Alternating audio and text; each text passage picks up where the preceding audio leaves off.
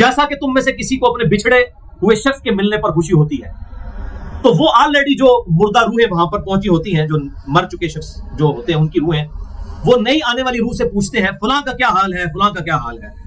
फिर वो कहते हैं इसे छोड़ दो क्योंकि ये अभी अभी दुनिया के गम में मुब्तला होकर यहाँ पर आया है। तो मरने वाला शख्स कहता है कि तुम जिस शख्स के बारे में मुझसे पूछ रहे हो वो तो फौत हो चुका है, क्या तुम्हारे पास नहीं आया? वो कहते हैं इसे तो उसके ठिकाने हाविया यानी जहन्नुम में पहुंचा दिया गया है। और जब काफिर शख्स की मौत का वक्त आता है तो अजाब के फरिश्ते बालों का लिबास लेकर उसके पास आते हैं और उसे कहते हैं नाराज होने वाली नापसंदीदा रूह निकल, अल्लाह के अजाब की तरफ चल। वो मुर्दार की इंतहाई बदबू की सूरत में निकलती है, हत्ता कि वो इसे जमीन के दरवाजे के पास ले आते हैं तो वो कहते हैं ये कितनी बदबूदार है, हत्ता कि इसे काफिरों की रूह के पास मिला दिया जाता है। अब देखें कि वो मोमिन पूछ रहे होते हैं, अब मैं इसको ट्रांसलेट कर रहा हूँ, बुरा नहीं मनाना। वो मोमिन कहते हैं कि फलां शख्स का क्या हाल है, फलां बुजुर्ग, फलां मौलवी साहब, फलां हज़रत साहब किधर है? वो कहना जनाब कदों ना मार बैठे तो आड़े को नहीं पहुंचे, और फिर फरिश्ते जनाब इतने नहीं आए जो दोज़ख थे, ये देख ले। यानी वो इसलिए पूछ रहे होते हैं कि तू तो चल हम तक पहुंच गया, फलां भी एक दुनिया में बड़ा कोई मशहूर नेक आदमी था, वो किधर गया? तभी तो एक्सपेक्ट कर रहे होते हैं ना उसको कि उसको भी यहाँ पे आना चाहिए। तो उनको बताया जाता है कि भाई वो यहाँ पर नहीं, वो कहीं और है। 12वीं हदीस जामिया तिर्मिज़ी में 1071 नंबर और मिशकात में 130 नंबर है। सैयदना अबू हुरैरा कहते हैं नबी सल्लल्लाहु अलैहि वसल्लम ने फरमाया जब मैयत को दफन किया जाता है तो दो स्याह फाम नीली आंखों वाले फरिश्ते उसके पास आते हैं, उनमें से एक को मुनकर और दूसरे को नकीर कहा जाता है। स्याह फाम नीली आंखों वाले खतरनाक शक्ल के फरिश्ते मुनकर और नकीर। बस वो कहते हैं तुम इस शख्स के बारे में क्या कहा करते थे, यानी नबी सल्लल्लाहु अलैहि वसल्लम के बारे में सवाल होता है तो वो कहता है वो अल्लाह के बंदे और उसके रसूल हैं। मैं गवाही देता हूं कि अल्लाह के सिवा कोई माबूद नहीं और मोहम्मद सल्लल्लाहु अलैहि वसल्लम उसके बंदे और रसूल हैं। वो दोनों फरिश्ते कहते हैं हमें पता था तुम यही जवाब दोगे। फिर उसकी कब्र को लंबाई और चौड़ाई में 70 हाथ कुशादा कर दिया जाता है। ये 70 कहते हैं कसरत, हद नजर तक कुशादा कर दिया जाता है। फिर उसके लिए इसमें रोशनी कर दी जाती है। फिर इसे कहा जाता है सो जा। वो कहता है मैं अपने घर वालों के पास वापस जाना चाहता हूं ताकि उन्हें बताऊं कि मैं कामयाब हो गया हूं। लेकिन वो कहते हैं कि तू दुल्हन की तरह सो जा जिसे उसके घर का अजीज तरीन फर्द ही आकर बेदार करता है, हत्ता कि अल्लाह ताला उसे उसकी ख्वाबगाह से क़यामत वाले दिन बेदार करेगा। यानी उसे लिटा दिया जाएगा, फिर उस पर वो कैफियत वो जन्नत वाली तारी रहेगी, फिर अल्टीमेटली अल्लाह ताला उसे दोबारा से जिंदा करेगा।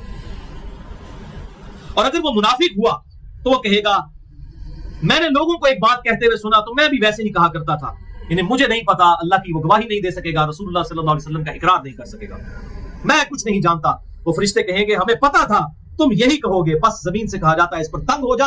वो इस पर तंग हो जाती है हत्ता कि उसकी हड्डियां और पसलियां एक तरफ की दूसरी तरफ आ जाती है यूं, और उसे मुसलसल अजाब होता रहेगा हत्ता कि अल्लाह उसे ख्वाबगाह से दोबारा जिंदा करेगा। यानी क़यामत तक उस पर वो उस हालत में अजाब रहेगा, हमें नजर नहीं आएगा। जैसे सोया हुआ शख्स एक डरावना ख्वाब देखता है, वो तकलीफ महसूस करता है, पास खड़ा शख्स नहीं महसूस कर सकता।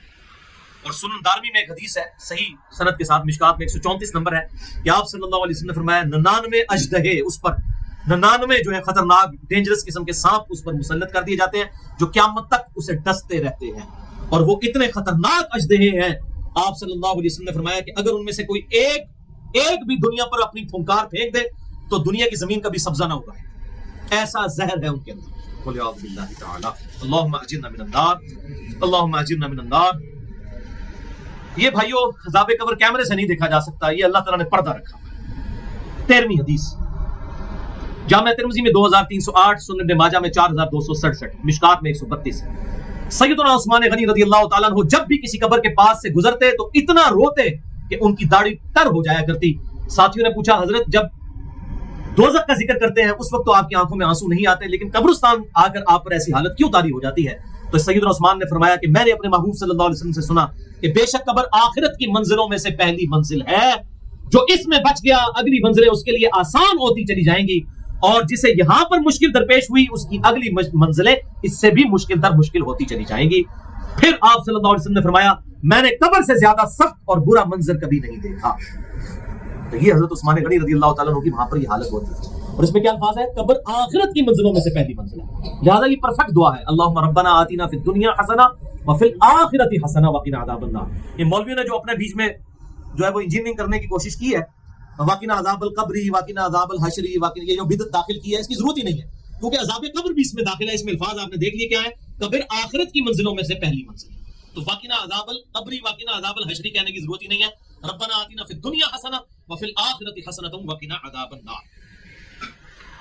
تو اس سے یہ بھی بات پتہ چل گئی کہ قبرستان جانے کا مقصد ہے آخرت کی یاد، جو صحیح مسلم میں حدیث ہے 2259 کہ قبروں پہ جایا کرو تاکہ آخرت کی یاد آئے. تو سیدنا عثمان بھی دیکھیں قبرستان جا کر وہاں پر آخرت کی یاد کے لیے جایا کرتے تھے، اور یہ حقیقت بات ہے، قبرستان جانے سے انسان کا قبلہ درست ہوتا ہے.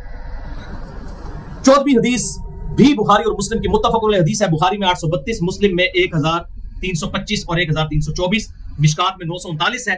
اما عائشہ رضی اللہ تعالیٰ عنہ کا بیان ہے کہ آپ صلی اللہ علیہ وسلم تشہد میں 4 چیزوں کے اگینسٹ اللہ تعالیٰ کی پناہ طلب کیا کرتے تھے، اور صحیح مسلم میں 1324 نمبر حدیث ہے کہ آپ صلی اللہ علیہ وسلم امت کو بھی حکم دیتے تھے کہ 4 چیزوں کے اگینسٹ اللہ تعالیٰ کی پناہ طلب کرو.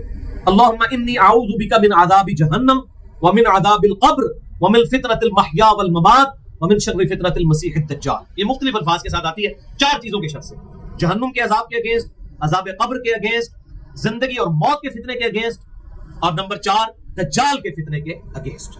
تو یہ 4 چیزوں کے اگینسٹ اللہ تعالیٰ کی پناہ طلب کرتے ہیں. 15ویں حدیث سنن نبی داؤد میں 3221، المستدرک للحاکم میں موجود ہے. امام ذہبی نے بھی موافقت کی ہے. مشکات میں 133 نمبر حدیث ہے کہ جب نبی صلی اللہ علیہ وسلم میت کو دفنا کر فارغ ہوا کرتے تو اس کے پاس کھڑے ہو جاتے قبر کے اوپر اور فرماتے اپنے بھائی کے لیے استغفار کرو اور اس کے لیے استقامت کی دعا کرو، ابھی اس سے قبر میں سوال کیا جائے گا. تو قبر میں دفنانے کے بعد دعا کرنی چاہیے قبر میں سوالوں کے استقامت کے لیے اور اس کے لیے استغفار کے لیے. جنازے کے بعد جو دعا کی جاتی ہے یہ ثابت نہیں ہے. قبر پہ کھڑے ہو کر دعا کریں اور ہاتھ اٹھا کر کریں. صحیح مسلم میں حدیث ہے 2256 کہ آپ صلی اللہ علیہ وسلم 3 دفعہ ہاتھ اٹھا کر قبرستان جا کر دعا کیا کرتے تھے. 3 دفعہ. اس میں میں نے پورا لیکچر بھی دیا، مسئلہ نمبر 74 اصال ثواب سے متعلق، اس میں میں نے ڈیٹیل سے بتایا. تو آپ نے دعا کرنی ہے استغفار. یہ جو آج کا ڈاکٹر طاہر القادری صاحب کی وہ ایک ویڈیو آئی ہوئی ہے، وہ قبر پہ آ کہتے ہیں بیٹا پڑھ، اور باقی کہتے ہیں سائڈ پہ جو فرشتے آنے لگے ہیں جناب، اور وہ اس کو تلقین کرتے ہیں. تلقین نہیں کرنی، استغفار کرنا ہے، اس کے لیے دعا کرنی ہے. ہمیں نہیں نظر آ رہا ہے فرشتے کس طرح کس وقت داخل ہوں گے، ہمیں نہیں پتا. تو یہ تلقین کرنا یہ ثابت نہیں. اسی طریقے سے سورہ بقرہ کی آخری آیات پڑھنا اور اس کی شروع کی آیات، وہ بھی روایت ضعیف ہے. میں نے مسئلہ نمبر 112 اے کے اندر بیان کی تھی، اے بی کے اندر، جو قرآن کی 12 سورتوں کے صحیح فضائل اس میں بتایا تھا. مسئلہ نمبر 74 میں اصال ثواب سے متعلق ساری گفتگو میں نے کنکلوڈ کی ہے. سیکنڈ لاسٹ حدیث ہے 16ویں حدیث صحیح مسلم میں بڑی ڈیٹیل کے ساتھ ہے، 321 نمبر کتاب الایمان چیپٹر میں. یہ بڑی رکت انگیز حدیث ہے، میں نے اس لیے اس کو اینڈ کر رکھا ہے. مشکات میں بھی مختصراً موجود ہے 1716، لیکن مسلم میں ایمان والے چیپٹر میں بڑی دردناک حدیث ہے، بہت دردناک. حضرت عمر بن عاص رضی اللہ تعالیٰ عنہ کی جب موت کا وقت قریب آیا تو انہوں نے دیوار کی طرف منہ کر کے زار و گتار رونا شروع کر دیا. پھر اپنے بیٹوں کو بلایا. اب موت کے وقت باپ کی حالت دیکھ کے ان بیٹوں پر کیا کیفیت ہوگی. تو ان بیٹوں نے حضرت عمر بن عاص کو تسلی دی کہ ابا جان آپ کو پریشان ہونے کی ضرورت نہیں ہے، آپ تو اللہ کے نبی کے صحابی ہیں، آپ نے تو آپ صلی اللہ علیہ وسلم کی زیارت کی ہوئی ہے، آپ تو بخشائے ہیں. لیکن صحابی میں اور عام آدمی میں یہ تو فرق ہے، اسے تو پتہ ہے آخرت کا معاملہ کتنا سخت ہے. تو انہوں نے بڑا پیارا جواب ارشاد فرمایا. عمر بن عاص کہتے ہیں کہ میرے بیٹو، اللہ کے نزدیک اس سے زیادہ پسندیدہ بات کوئی نہیں کہ کوئی کہے اشہد ان لا الہ الا اللہ و اشہد ان محمد رسول اللہ. یعنی توحید کا اقرار اور نبی صلی اللہ علیہ وسلم کی رسالت کو ماننا، یہ اصل نسبت ہے. جو تم مجھے کہہ رہا ہو صحابی ہونا، اصل نسبت یہ ہے کہ انسان کلمہ پڑھ لے. پھر انہوں نے کہا کہ میرے بچوں، میری زندگی میں 3 دور گزرے. پہلا وہ دور تھا کہ جب میں اس روئے ارض پر سب سے زیادہ نفرت محمد رسول اللہ سے کیا کرتا تھا صلی اللہ علیہ وسلم، اور میری زندگی کی سب سے بڑی خواہش تھی کہ میں کسی طریقے سے رسول اللہ کو قتل کر دوں، ولیعوذ باللہ تعالی. اے میرے بچوں، اگر میں اس وقت مر جاتا تو سیدھا دوزخ میں جاتا. پھر اللہ نے میرے پر کرم کیا اور میری زندگی میں دوسرا دور آیا. اللہ نے میرا سینہ اسلام کے لیے کھول دیا صلح حدیبیہ کے بعد. انہوں نے اور حضرت خالد بن ولید نے اکٹھا ایمان قبول کیا، لیکن صلح حدیبیہ کے بعد اللہ نے میرا سینہ اسلام کے لیے کھول دیا، اور مجھے نبی صلی اللہ علیہ وسلم سے بڑھ کر پھر کوئی محبوب شخص نہیں تھا. میں آپ صلی اللہ علیہ وسلم کی خدمت میں حاضر ہوا ایمان لانے کے لیے. آپ صلی اللہ علیہ وسلم سے میں نے کہا یا رسول اللہ اپنا دایاں ہاتھ آگے کیجئے، میں ایمان لے کر آؤں. تو جب آپ نے اپنا دایاں ہاتھ آگے کیا تو میں نے اپنا دایاں ہاتھ پیچھے کھینچ لیا، اور میں نے کہا اللہ کے رسول پہلے مجھے گارنٹی دے کہ اللہ تعالیٰ میرے پچھلے سارے گناہوں کو معاف کرے. آپ صلی اللہ علیہ وسلم فرمایا اے عمر بن عاص، کیا تجھے نہیں پتا کہ اسلام گزشتہ کے سارے گناہوں کو معاف کر دیتا ہے؟ یعنی اسلام لے آیا پچھلے گناہ معاف، جو سورۃ الفرقان میں بھی آیا کہ کوئی شرک سے بھی توبہ کر لے ہم اس کی گناہوں کو بھی نیکیوں سے بدل دیں گے. پھر کہتے ہیں کہ میں نے اس شرط پر اسلام قبول کیا، پھر رسول اللہ سے بڑھ کر مجھ پہ کوئی محبوب نہیں تھا۔ اے میرے بیٹو، میں نے نبی صلی اللہ علیہ وسلم کے چہرے کی وجاہت کی وجہ سے کبھی بھی آنکھیں بھر کر آپ کی طرف نہیں دیکھا۔ اگر تم مجھ سے یہ پوچھو کہ رسول اللہ کا چہرہ مبارک کیسا تھا تو میں ان کے چہرہ مبارک کے خد و خال بیان نہیں کر سکتا۔ میں نے آپ کے رعب کی وجہ سے کبھی جی بھر کر آپ کی طرف دیکھا بھی نہیں۔ یہ حضرت عمر بن عاص۔ اور پھر کہتے ہیں میرے بچوں، پھر میری زندگی میں تیسرا دور آیا جب مجھے اللہ تعالیٰ نے آزمائش میں ڈال دیا۔ اچھا، پھر انہوں نے کہا یہ دوسرے دور میں اگر میں مر جاتا میرے بچوں تو سیدھا میں جنت میں چلا جاتا۔ پہلے دور میں مرتا تو سیدھا دوزخ میں، دوسرے دور میں مرتا تو سیدھا جنت میں۔ بڑی اسٹریم لائن میری لائف گزر رہی تھی، لیکن میری زندگی میں پھر تیسرا دور آیا۔ اور وہ دور کون سا تھا؟ جب انہوں نے حضرت امیر معاویہ رضی اللہ تعالیٰ کے ساتھ مل کر حضرت علی کے خلاف بغاوت کی، وہ دور تھا۔ موت کے وقت انسان کو اپنی غلطیاں یاد آ جاتی ہیں۔ موت خود بہت بڑی نصیحت کرنے والی چیز ہے۔ اے میرے بچوں، دوسرے دور میں مر جاتا تو میں سیدھا جنت میں جاتا، پھر تیسرا دور مجھ پر آیا اور مجھ پر آزمائش آئی۔ اب میں اللہ سے امید کرتا ہوں کہ میرے گناہوں کو معاف کرے۔ مجھے نہیں پتا میرے ساتھ کیا معاملہ ہونے والا ہے۔ یہ ڈیٹیل سننی ہے تو مسئلہ نمبر 101 ہے میرا، صحیح مسئلہ خروج اور فکر حسین حق پرستی کی علامت ہے، جنگ صفین، جنگ نہروان اور جنگ جمل کے حوالے سے ایک اور لیکچر بھی ہے، مسئلہ نمبر 116، جنگ صفین اور مشاجرات صحابہ سے متعلق صحیح عقیدہ۔ اے میرے بیٹو، اب میں اللہ سے امید کرتا ہوں کہ اللہ مجھ پر رحم کرے۔ جب میں مر جاؤں تو میری میت کے ساتھ کوئی نوحہ کرنے والی نہ لے جانا، نہ کوئی آگ اٹھا کر لے جانا، اور جب میری قبر پر مٹی ڈال چکو تو میری قبر پر اتنی دیر تک بیٹھے رہنا کہ جتنی دیر تک ایک اونٹ کو نہر کر کے اس کا گوشت تقسیم کیا جاتا ہے، یعنی 2-2.5 گھنٹے۔ یہ صحیح مسلم میں کوئی سٹوری نہیں سنا رہا، صحیح مسلم 321 کتاب الایمان پہلے چیپٹر میں حدیث ہے۔ اتنی دیر میری قبر پر بیٹھے رہنا کہ ایک اونٹ کو نہر کر کے اس کا گوشت تقسیم کیا جاتا ہے، تاکہ تمہارے قبر پر بیٹھنے کی وجہ سے میرا دل بہل جائے اور پھر میں دیکھوں کہ میں اپنے رب کے آئے ہوئے فرشتوں کو قبر میں کیا جواب دیتا ہوں۔ یہاں پر یہ حدیث کنکلوڈ ہوتی ہے۔ اب یہ حدیث جو ہے وہ جو بندی مماتی گروپ کا آف شوٹ جو کیپٹن عثمانی پارٹی ہے، ان کے لیے یہ موت ہے یہ حدیث، کیونکہ اس میں حضرت عمر بن عاص کا کہہ رہے ہیں کہ اسی قبر میں فرشتے اس قبر میں، زمینی قبر میں آئیں گے میرے پاس، تم میری قبر پہ بیٹھے رہنا۔ اب یہ ان کے لیے موت تھی حدیث، تو انہوں نے کہا کہ جی حضرت عمر بن عاص جو ہے نا، آخری وقت میں ان کا ذہنی توازن بگڑ گیا تھا، اس لیے وہ اس قسم کی باتیں کر رہے تھے۔ جس کا ذہنی توازن بگڑا ہو وہ پوری اپنی زندگی کی سٹوری سناتا ہے۔ ذہنی توازن تو سب سے زیادہ حاضر ہی ان کا موت کے وقت تھا، پوری انہوں نے اپنی لائف کنکلوڈ کی، اور اتنا بے ایمان ہے وہ شخص، اس نے صرف یہ آخری بات کی۔ اگر وہ پوری حدیث نقل کرتا تو عام آدمی کو پتا چل جاتا کہ یار جس کا ذہنی توازن بگڑا ہو، اس نے یہ کہا کہ بس آخری وقت نے کہہ دیا کہ میری قبر پہ اتنی دیر بیٹھے رہنا جتنی دیر اونٹ قربان کیا جاتا ہے، یہ نہیں بتایا کہ پوری حدیث کہاں سے سٹارٹ ہوئی ہے۔ وہ اگر پوری حدیث بیان کرتا تو پھر کئی پول بھی کھلنے تھے، جنگ صفین بھی بیچ میں آنی تھی، وہ تو ہمیں پہلے پابندی لگائی ہوئی ہے کہ چیزیں بیان ہی نہیں کرنی ہے۔ تو اس نے کہا کہ حضرت عمر بن عاص کا ذہنی توازن بگڑ گیا تھا، اس قسم کی بیک کی باتیں انہوں نے کی ہیں، ولیعوذ باللہ تعالیٰ۔ اور پھر معاذ اللہ وہ اس میں بھی خبیث، اس سے بھی ایک درجہ آگے کیا، اس نے کہا رسول اللہ صلی اللہ علیہ وسلم پہ بھی تو اس قسم کی کیفیت وفات کے وقت طاری ہو گئی تھی، رسول اللہ صلی اللہ علیہ وسلم کے بارے میں بھی اس نے یہ بات کر دی، حجامی کیفیت، ولیعوذ باللہ تعالیٰ۔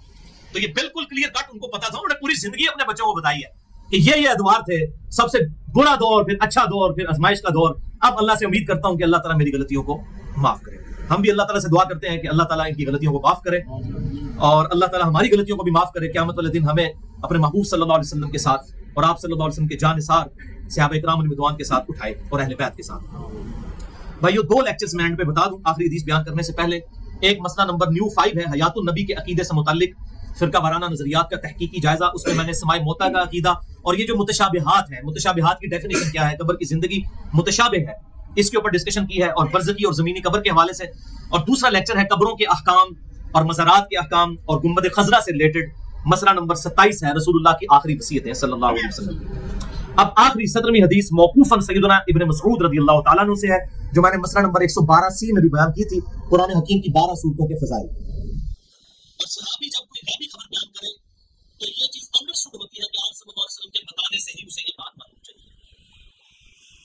موجم الکبیر الطبرانی میں انٹرنیشنل نمبر کے مطابق 8652 نمبر یہ حدیث ہے، اور امام بہقی کی کتاب اثبات عذاب القبر میں 128 نمبر ہے کہ ابن مسعود رضی اللہ تعالیٰ عنہ کہتے ہیں کہ جو شخص روزانہ رات کو سونے سے پہلے سورۃ الملک پڑھ لیتا ہے، سورت نمبر 67 قرآن حکیم میں پارہ نمبر 29 کی پہلی سورت، 30 آیات میں 5 سے 6 منٹ لگتے ہیں پڑھنے، تو جب اسے دفنایا جاتا ہے تو عذاب قبر کے اگینسٹ وہ سورت اس کے سرہانے آ کر کھڑی ہو جاتی ہے اور اللہ سے سفارش کرتی رہتی ہے یہاں تک کہ اسے بخش دیا جاتا ہے۔ سورۃ الملک منجیہ ہے، اللہ کے اذن سے نجات دینے والی صورت ہے، عذاب قبر سے نجات دینے والی صورت ہے سورۃ الملک۔ اس سے بھی یہ بات پتہ چلی کہ عذاب قبر بھی برحق ہے اور اس سے بچنے کا وظیفہ بھی اینڈ پہ پتہ چل گیا۔ سورۃ الملک، اور ظاہر نماز تو پڑھنی ہے، باقی اعمال تو کرنے ہیں، اس کے ساتھ یہ اضافی وظیفہ ہے، اور اسی کو سپورٹنگ وہ حدیث ہے جو سنن نبی داؤد میں 1400 نمبر ہے، جامعہ ترمذی میں 2891، سنن ابن ماجہ میں 3786 اور مشکات میں 2153 ہے، المستدرک للحاکم میں بھی موجود ہے، امام ذہبی نے بھی موافقت کی، شیخ البانی نے بھی اس کو صحیح کہا اور شیخ زبیر زئی رحمہ اللہ نے بھی اسے صحیح کہا کہ آپ صلی اللہ علیہ وسلم نے فرمایا قرآن حکیم میں 30 آیات پر مشتمل ایک ایسی صورت ہے جو اپنے پڑھنے والے کے لیے سفارش کرتی رہی یہاں تک کہ اللہ تعالیٰ نے اسے بخش دیا، اور وہ ہے تبارک الذی بیدہ الملک۔